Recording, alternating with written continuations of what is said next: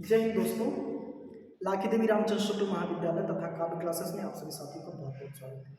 साथियों, इसके पहले मैंने राजनीति विज्ञान बीए प्रथम वर्ष सेकेंड सेमेस्टर के बच्चों का जो सिलेबस है वो मैंने कवर करवाया है। तो इसी क्रम में जो सिलेबस था, सिलेबस के ही दृष्टिकोण में ध्यान में रखते हुए मैं आज इस विषय के राजनीति विज्ञान फर्स्ट सेकेंड सेमेस्टर के बच्चों के लिए पहला अध्याय लेकर के आप लोगों के बीच में उपस्थित हुआ हूँ। मित्रों, आप सभी लोग पढ़ते रहे होंगे, आपको पता होगा कि सबसे पहले हम जिस विषय का अध्ययन करने जाते हैं तो उस विषय के अध्ययन के बारे में, उस विषय की प्रकृति के बारे में सबसे पहले अध्याय में हम पढ़ते हैं। उस विषय का परिभाषा क्या है, उस विषय की प्रकृति क्या है, उस विषय का क्षेत्र क्या है, तो हम पहले ही लेसन में उस चीज़ को हम पढ़ते हैं। तो इसी क्रम में हम अगर जो आज राजनीति विज्ञान पढ़ने जा रहे हैं तो राजनीति विज्ञान में हम पहले ही लेसन में पढ़ेंगे कि राजनीति विज्ञान की परिभाषा क्या है, राजनीति विज्ञान की प्रकृति क्या है, राजनीति विज्ञान का क्षेत्र क्या है। तो ये पहला लेसन है। तो इसी क्रम में हम राजनीति विज्ञान विषय का अध्ययन कर रहे हैं। राजनीति विज्ञान के बारे में मित्रों मैं एक संक्षिप्त में जानकारी दूं, उसके बाद में वीडियो आगे बढ़ाता हूँ।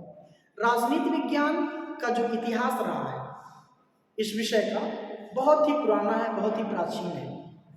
आपको पता होगा कि राजनीति विज्ञान के जो जनक माने जाते हैं, जो इसके पिता माने जाते हैं, उन्हें अरस्तु कहा जाता है। अरस्तु को ही राजनीति विज्ञान का जनक कहा जाता है।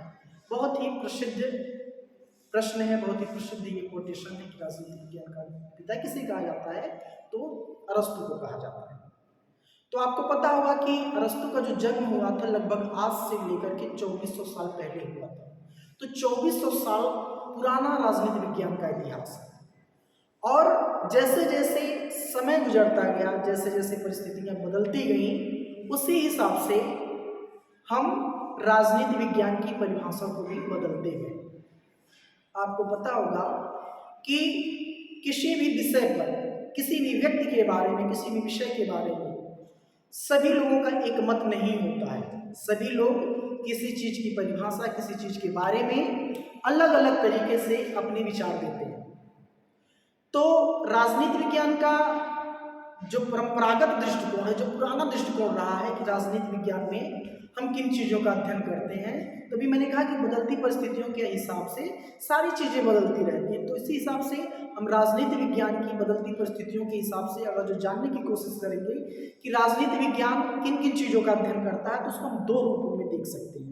एक परंपरागत दृष्टिकोण के रूप में कि राजनीति विज्ञान किन चीज़ों का अध्ययन करता है, और एक आधुनिक दृष्टिकोण में कि राजनीति विज्ञान किन किन चीज़ों का अध्ययन करता है। तो सबसे पहले हम प्रकाश डालेंगे परंपरागत दृष्टिकोण पे कि राजनीति विज्ञान का जो परंपरागत दृष्टिकोण था अध्ययन करने का, वो क्या था।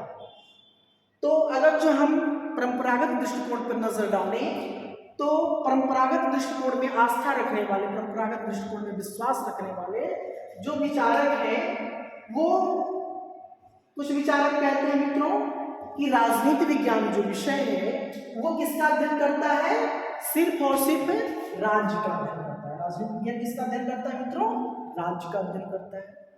कुछ विचारक वही मानते नहीं भाई, राजनीति विज्ञान जो है वो राज्य का अध्ययन नहीं करता है। राजनीति विज्ञान में किसका अध्ययन करते हैं, सरकार का अध्ययन करते हैं।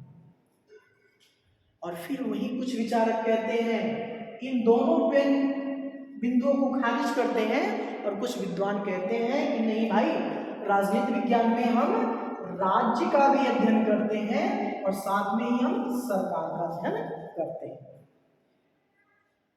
तो ये अलग अलग विचारक हैं, अलग अलग मत हैं।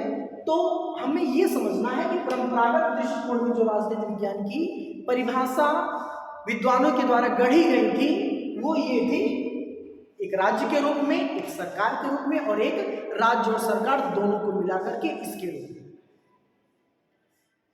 तो परंपरागत दृष्टिकोण में हम इन तीन आधारों पर राजनीति विज्ञान को समझने की कोशिश इस चैप्टर में करेंगे।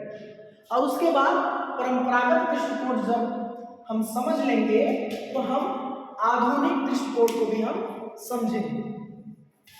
तो बहरहाल अभी आधुनिक दृष्टिकोण के बारे में समझना अभी थोड़ा दूर है, हम सबसे पहले ये समझेंगे कि राजनीति विज्ञान अगर जो केवल राज्य का अध्ययन करता है तो राज्य के अध्ययन का समर्थन करने वाले, राज्य के अध्ययन पर अपनी सहमति देने वाले वो कौन कौन से विचारक हैं। तो मित्रों, मैंने यहाँ पर एक प्रसिद्ध विचारक जो राजनीति विज्ञान के मैंने नाम लिख रखा है, और देखिए ये जो उनका कथन है ये कह रहे डॉक्टर गार्नर है। और मैं आपको बता दूं कि राजनीति विज्ञान से जो हमारे साथी हैं पीजीटी की तैयारी करने वाले, पीजीटी की तैयारी करने वाले, पीजीटी की परीक्षा में भी ये सारे प्रश्न आते हैं। यदि आप परीक्षा में बैठे होंगे तो मुझे बताने की जरूरत नहीं है, आपको खुद ही पता है। तो देखिए मित्रों, बड़ी द्वंद्व की स्थिति हो जाती है, बड़ा कंफ्यूज करता है इन विद्वानों की परिभाषा कि किस विद्वान ने क्या कहा। तो ये मेरा जो वीडियो होगा, जो मेरा लेक्चर होगा, वो पीजीटी की तैयारी करने वाले बच्चों के लिए भी होगा। तो वही गार्नर कह रहे हैं कि राज्य का समर्थन करते हैं। गार्नर कहते हैं कि भाई राजनीति विज्ञान के अध्ययन का जो प्रारंभ होता है, जो शुरुआत होती है राजनीति विज्ञान की, वो किसके साथ होती है मित्रों? और राज्य के साथ होती है। ये कौन कह रहा है? गार्नर कह रहे हैं कि भाई राजनीति विज्ञान में हम किसका अध्ययन करते हैं? राज्य का अध्ययन करते हैं। और गार्नर की बातों का समर्थन करने वाले, राज्य को राजनीति विज्ञान का अध्ययन बताने वाले कुछ और विचारक हैं, जैसे गुडनो है, एक्टन है, डॉक्टर जकारिया है, और भी बहुत सारे कुछ विद्वान हैं। वो कहते हैं कि भाई राजनीति विज्ञान का जो अध्ययन होता है वो राज्य का अध्ययन होता है, उससे बाहर कुछ नहीं होता। ये तो लोग सहमति देते हैं गार्नर के विचारों पर कि राजनीति विज्ञान राज्य का अध्ययन करता है। तो हमने ये देखा कि सबसे पहले इन तीनों में से हमने किसका अध्ययन किया? राज्य का अध्ययन किया। जो विचारक कहते हैं कि राजनीति विज्ञान को हम राज्य का अध्ययन मानते हैं। तो मित्रों, वीडियो बहुत लंबी ना होने पाए तो आज हमने ये पढ़ा कि राजनीति विज्ञान को राज्य का अध्ययन करने वाले जो समर्थक हैं, जो विचारक हैं कि राजनीति विज्ञान राज्य का अध्ययन करता है, तो हमने 4 विद्वानों को पढ़ा, डॉक्टर गार्नर को, गुडनो को, एक्टन को और डॉक्टर जकारिया को। ये सारे विद्वान राज्य को राजनीति विज्ञान का अध्ययन मानते हैं। ये जो परंपरागत दृष्टिकोण का पहला भाग था जो राज्य को मानते थे, ये खत्म हुआ।